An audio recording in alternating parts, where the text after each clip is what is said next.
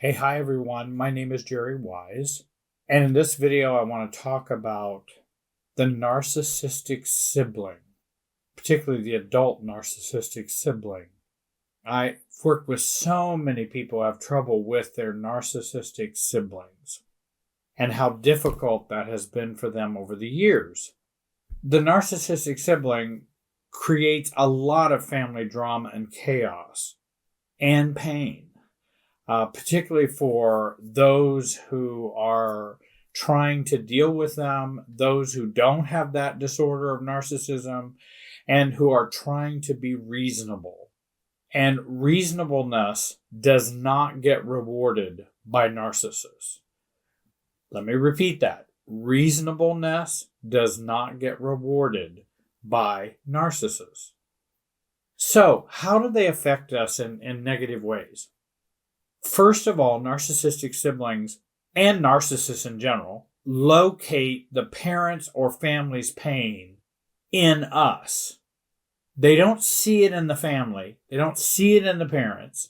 They see it in us if we're a sibling of theirs, particularly if we're a scapegoat, and that will become a problem. Many times narcissistic siblings will be even overprotective of parents to control them and to control others. So they locate the pain and the problems in the person who is the truth teller, the reasonable one, the secrets revealer, the more rational member of the family. Secondly, they project their anger, hurt, and shame as though it is yours. And then we are the crazy ones. When they will continue to project these feelings on us, we get tired of it after a while and then are reactive. And guess who's the crazy one? Me, not them. And many times people will feel sorry for them and not realize what we have been put through as a result of a narcissistic avoidance, demeaning, triangulating, gossiping, scapegoating type of issues that they involve themselves in regarding us. And again, we have to be the one with the pathology to a narcissistic sibling. Thirdly, they often enmesh and conquer. Now, many times we say divide and conquer. Narcissistic siblings enmesh and conquer. And they enmesh and conquer you. They play the family dynamics in a manipulative way to avoid everyone's responsibility. So they get a nice little club going that we're not going to take responsibility for our own behavior, our own choices. We're all just going to be glued together and we're going to enmesh and conquer the ones who don't join our club. Emotionally. And so they enmesh and conquer. And that's also a scapegoat approach. If you're going to scapegoat someone, is to enmesh and conquer. And you conquer the scapegoat and you avoid the responsibility for your feelings, your thoughts, your behavior. You avoid all that. It's a marvelous tool. It just is very unhealthy, very pathological. I want you to hold on to the end. I'm going to share some tips with you. I also want to say regarding these things I'm sharing with you, my online program, Your New Road to Self, is available. You can click the link down below in the description, and you'll find the help that I bring and the answers that I bring to these problems that I'm sharing with you. And it's 6 modules. Also, you get a year's worth of sessions with me monthly in a group for those who have signed up for the program. Number 4, often they use triangulation, siblings, as a pseudo-intimacy. And so many times the parents are oblivious. Or they get benefits of being taken care of by the narcissistic sibling, or don't need the care of the narcissistic sibling. But many times, often the people I've worked with, the parents have kind of been dependent on the narcissistic sibling. And they use this triangulation as a pseudo-intimacy. It's a pseudo relationship. And narcissistic siblings always talk about other people.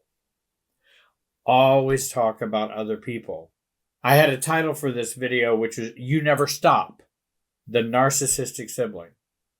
Because I've found in people I've worked with who've had siblings like this, they just keep saying they never stop.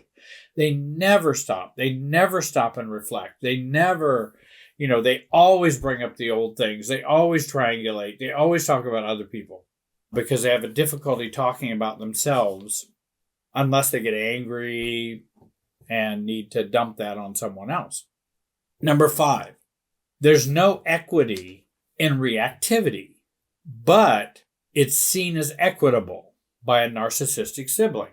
Let me give you an example. And this is also true of most narcissists, but siblings do this often.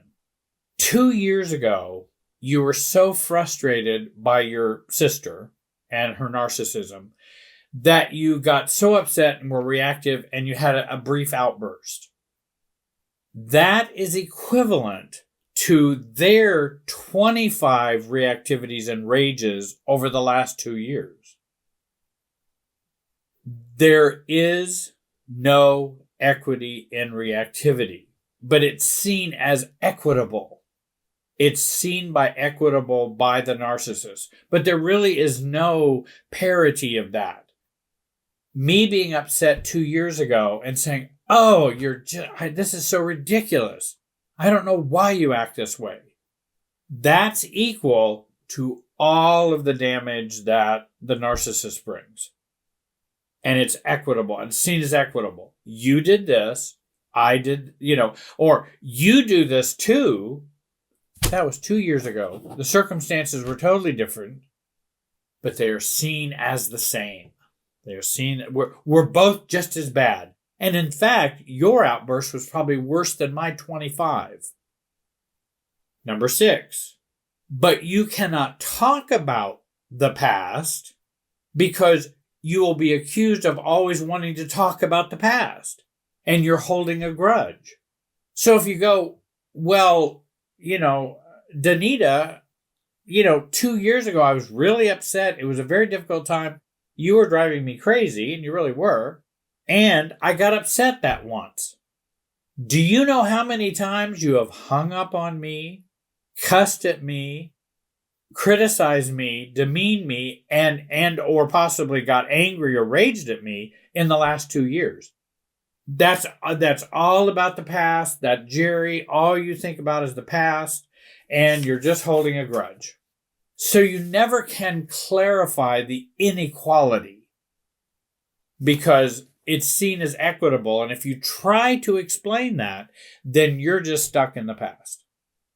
I know there are many things that can be a trigger. And many times we've tried to talk to our siblings, all of our siblings, many times, to try to have a better relationship, to try to have a better understanding in the family. And when there's been narcissism, we keep trying, hoping that maybe it might change. We've even sent them letters, emails, texts to help them try to see the truth. And you know why we do that? Because we as humans, I believe, and others as well, have an innate desire to share a reality with others. I want them to share the same reality I have, and I want them to share that. The narcissist cannot do that and will not do that. Now, they will want you to share their reality, but they're not going to do anything to share your reality. And so we'll try to help them understand that we can have a shared reality. Let's talk about the facts. No. No. The facts are based on feelings for them. They're not based on objectivity. They're only based on subjectivity. And this makes it hard to believe ourselves over the narcissistic siblings' messages and judgments. When we get messages and judgments from narcissistic parents, narcissistic siblings, guess what? We tend to believe them and have believed them growing up. Why do we do that? Because we're stupid? Absolutely not. Because we're bad people? Absolutely not. Because the messages are true? Absolutely not. We accept them because we want to share a reality with them.